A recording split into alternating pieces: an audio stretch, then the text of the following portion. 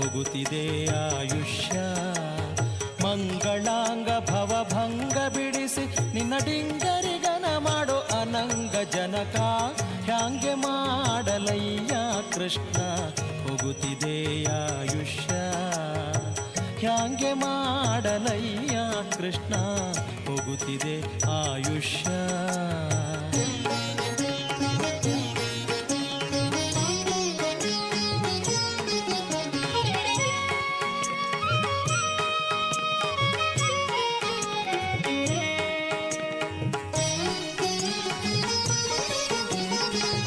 ಸುಜನುಮದ ಸುಕೃತದ ಫಲವೋ ತಾನು ಜನಿಸಲಾಗೆ.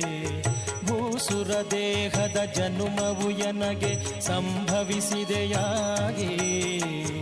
ಏಸು ಜನುಮದ ಸುಕೃತದ ಫಲವು ತಾನು ಜನಿಸಲಾಗಿ